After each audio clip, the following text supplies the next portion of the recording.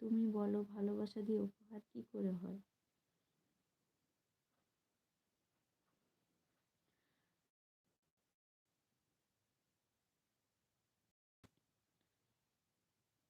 আচ্ছা, এখানে যে কজন আছে আমি সে কজনের সামনেই বলছি, আদি এটা অন্যায় হলো না? তুমি না জেনে বুঝে আমাকে রাগ দেখিয়ে লাইফ থেকে চলে যাচ্ছ। হঠাৎ বলা নেই কওয়া নেই, হঠাৎ বললে দিদিভাই আমি আর তোমার লাইফে আসবো না, কিছুটা রাগের ইমোজি দিয়েছো, রাগ দেখিয়ে চলে যাচ্ছ। কারণটা কি?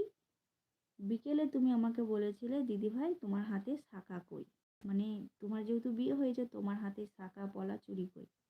পলা ছিল, শাঁখা ছিল না। তা আমি বলেছিলাম যে ঠিক আছে এবার যখন লাইভে আসবো পরে আসবো, এই কথাটা বলেছিলাম তাই তো? তা তুমি বলেছিলে ঠিক আছে আমি রাতের বেলায় লাইভে আসবো। তুমি তখন বলেছিলে ঠিক আছে, আমি বলেছিলাম ঠিক আছে রাতের বেলায় লাইভে এলে আমি পরে আসবো, তুমি বলেছো ঠিক আছে আমি এসে দেখবো। তা তুমি কি আমাকে একবারও বলেছো দিদিভাই তোমার হাত দুটো দেখি? তুমি কিন্তু আমাকে এটা বলোনি।